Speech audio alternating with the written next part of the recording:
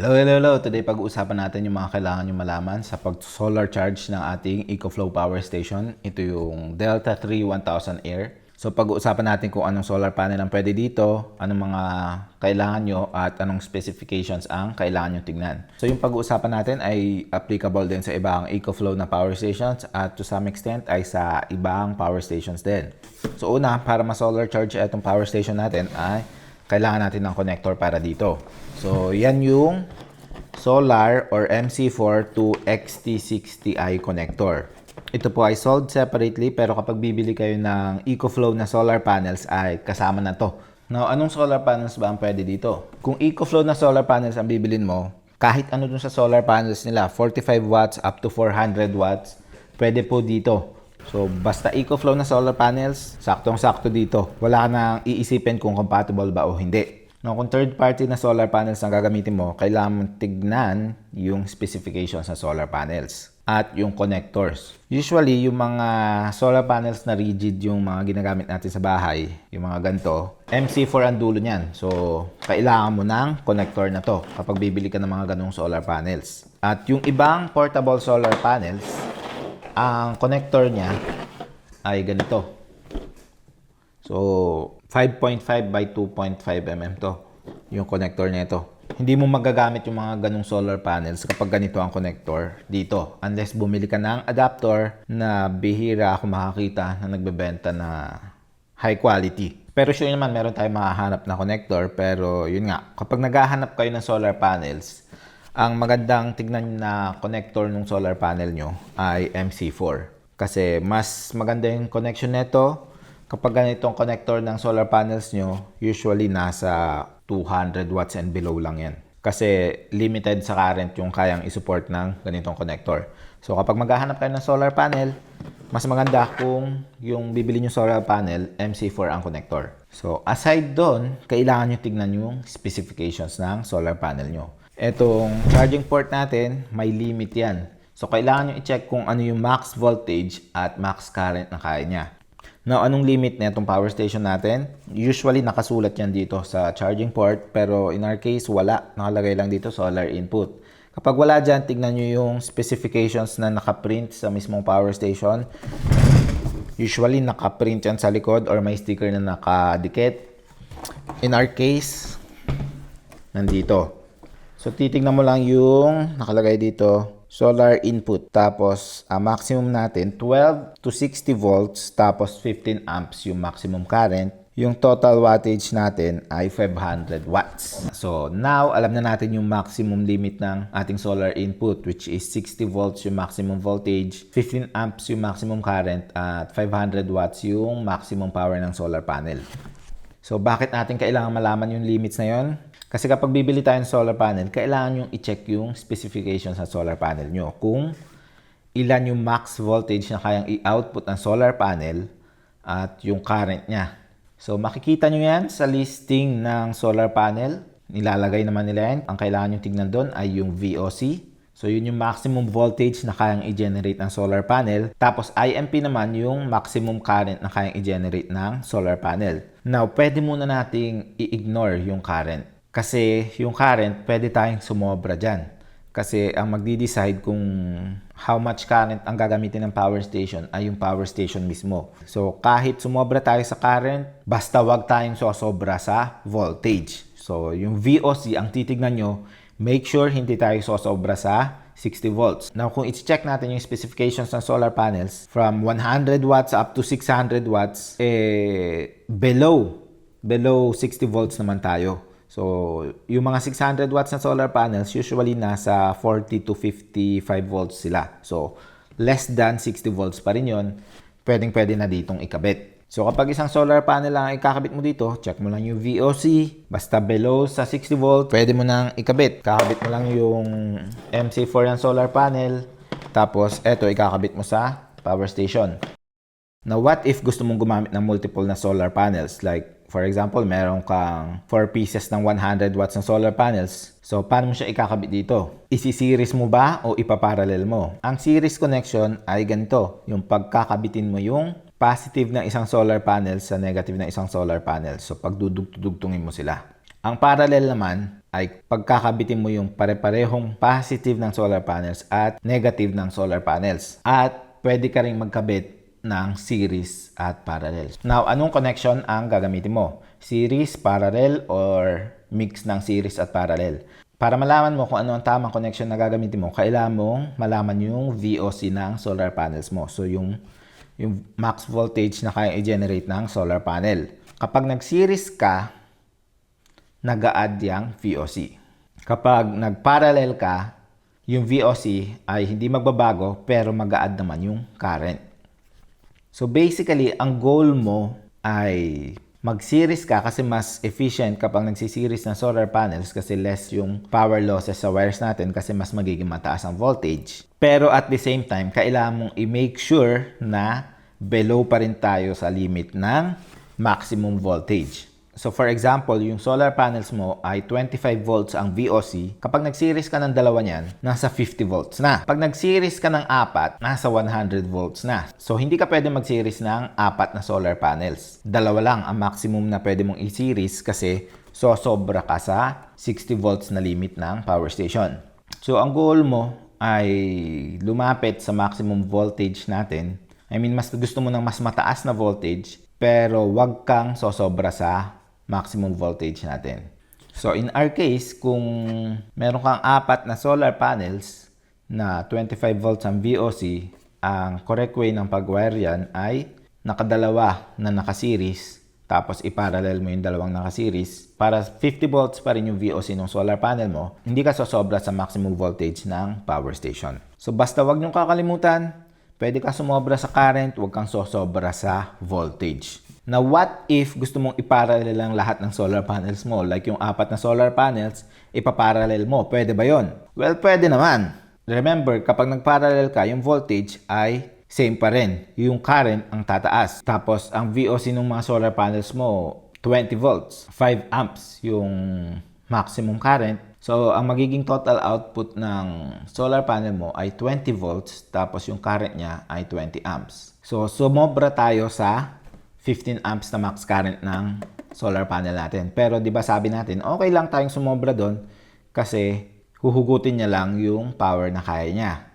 So, ang hindi lang maganda kapag ginawa mo yan ay hindi na magiging efficient yung pag-harvest niya kasi imbes na mag-harvest siya ng 20 amps para makuha niya yung maximum power na 400 watts, bawas na ng 5 amps yung harvest mo. So, magiging ilan na lang? 300 watts. Ang harvest mo imbes na 400 watts. Kasi ang i-harvest niya ay 20 volts tapos ililimit niya yung current sa 15 amps.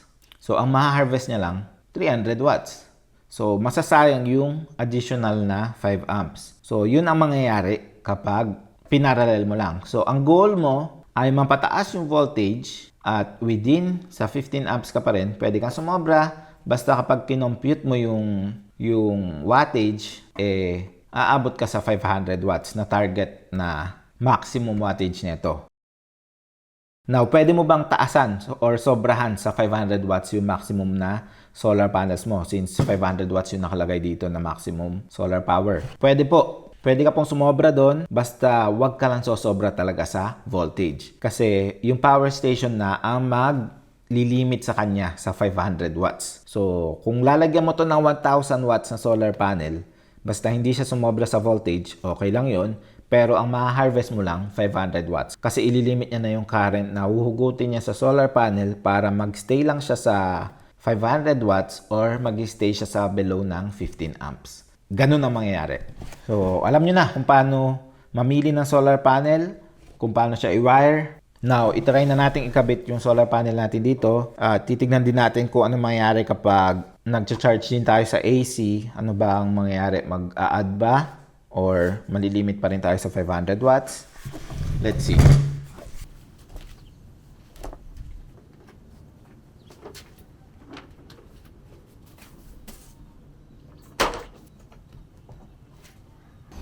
Ayan yung solar panel natin.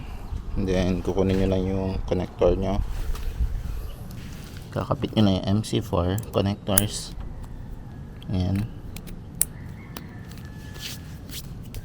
Padaanin natin sa likod. Tapos, kabit na natin to.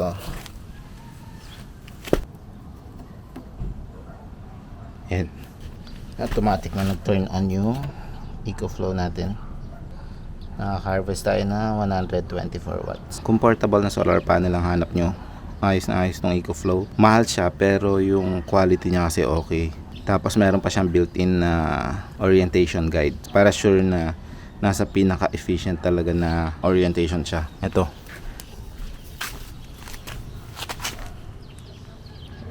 Kailangan mo lang ipunta yung shadow dun sa bilog. So ngayon kailangan natin i-adjust yan.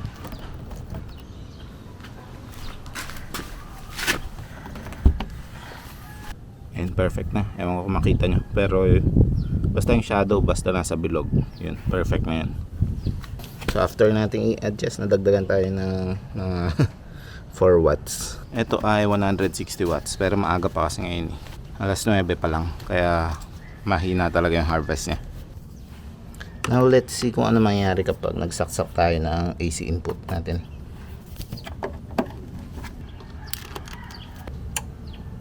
Yun, narinig ko na yung relay. So nag-charge na siya ngayon ng 500 watts.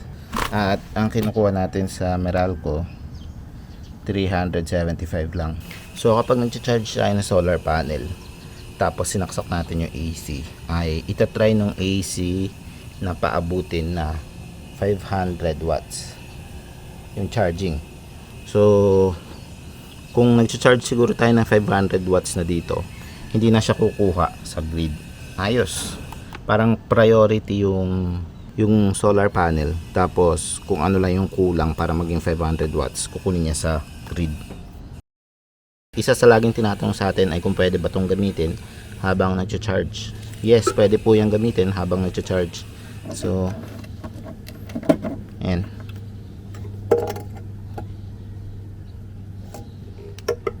At kapag may AC input ka, so naka-activate din yung UPS. Makikita nyo dito, may load tayo na 59 watts. Ayan. So tumaas din yung input natin. Pero kung wala tayong AC, ayan, gagana pa rin siya. Nagcha-charge siya gamit yung solar panel, tapos may load din tayo. Now i-try natin yung gantong solar panel. Ang specs niyan ay VOC natin 24 volts. Ibig sabihin pwede tayong mag-series ng dalawang ganito. Tanggalin natin yung connector natin dito. Isa pa sa gusto ko sa EcoFlow na solar panels natin, tingnan nyo yung connectors niya. Meron siyang pwede kang i-press. So madali siyang tanggalin.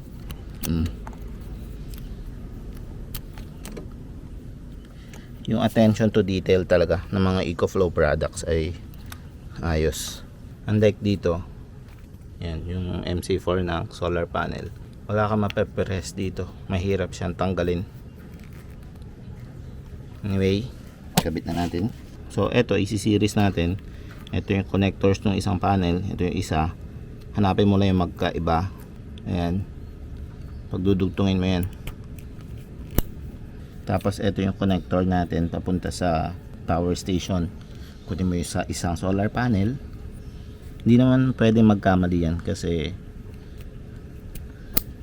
hindi mo na mapapasok kapag mali yung polarity. Tapos sa kabila, ganun lang. So sa dalawang solar panel na yan, hindi kasi sila naka-angulo ng maayos, naka-flat lang sa floor. 188 lang yung nakukuha natin. If i-parallel kaya natin, mas tataas kaya yung makukuha natin. Now i-try naman natin i-parallel. So gagamit kayo ng ganitong connector or yung ganito. Basta i-check nyo lang yung rating nung pang parallel nyo at dapat kaya nyang i-handle yung total current ng ipaparallel nyo. Ito, kaya naman ito. So yung pag-parallel, ito dalawa sila. Pagkukonikin nyo lang yung magkapareho ng polarity. So ito, kukunin natin yung positive ng isang panel. Ayan. Tapos isang positive ng isang panel. Ayan. So nagsama na sila. Isa na lang yung output niya. Ganun din sa kabilang polarity. Ayan. So, ayan na siya. Tapos, ikakabit na natin yung solar to XT60i connector natin.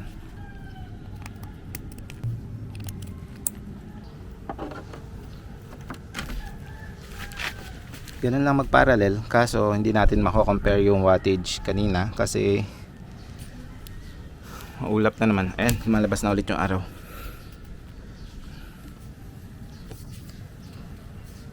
Kanina ata nasa 180 tayo. Ngayon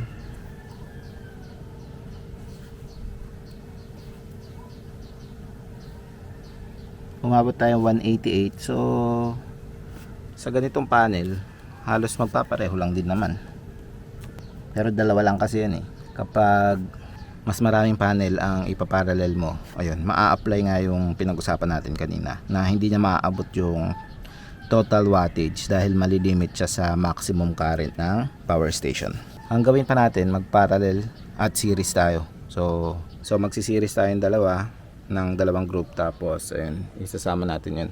So bali 4. Yung 4, hindi naman natin kasi pwedeng i-series lahat kasi sosobra nga tayo sa voltage. So ang pinaka-optimum talaga ay series, tapos ipaparallel natin sila. So 2S 2P. Naka-series na yung dalawang yun. Ito na yung output nila. Ito, naka-series na rin tong dalawa. Ito na yung output nya. Tapos gagamitan natin ng pang-parallel. Bilisan natin bago tayo mawalan na naman ng araw. Ayan.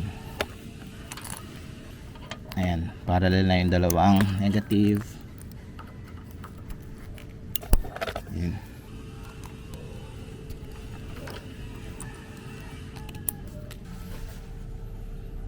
Ayan, so 350 na. Hindi kasi optimum yung angulo ng solar panel natin. Ayan, naka-flat lang. Best na pag ganito dapat sila. So, hindi talaga natin makuha yung maximum power. Pero ayan, 300 plus na. I-try natin. Meron akong isang solar panel nasa bubong. I think 650 watts yun. Kaya niya naman yun yung mga 500 to 600 watts na solar panel kasi less than 60 watts naman yung voltage ng mga yun. So, try natin habang may araw. So, ito yung connector ng solar panel na nasa bubong natin. Ito, yan yun. Kakabit ko lang.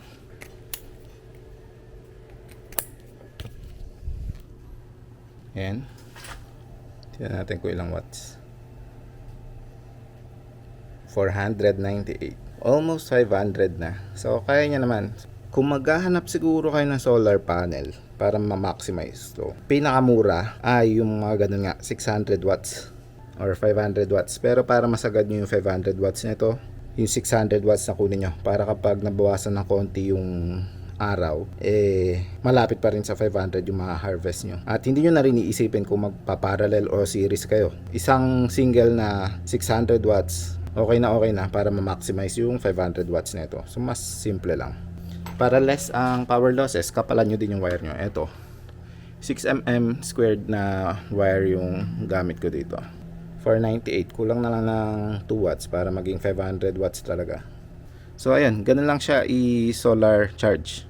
Kailangan nyo lang to, which is nabibili naman. Lagay siguro ako ng link sa description at sa pinned comment natin kung saan mabibili to.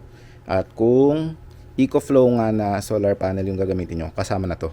Kung portable talaga yung hanap nyo, mare-recommend ko talaga yung EcoFlow na solar panel. Kasi nga ay, sa mga na-test ko, siya yung pinaka-efficient talaga mag-harvest. Tapos, mas mukha siyang water resistant kaysa sa ibang binibentang solar panels na portable. Yan, nabasa talaga. Okay pa rin naman siya hanggang ngayon. If interested kayo dito sa EcoFlow power station natin at sa solar panels na ginamit natin dito sa video, ay ilalagay ko yung mga link nito sa pinned comment tsaka sa description box below. Meron silang mga discount at freebies ngayong Pasko. So, check nyo yung mga link nito sa pinned comment tsaka sa description box. Pag may katanungan pa kayo, leave lang po kayo ng comment below. Don't forget to like and subscribe, and I will see you again next time.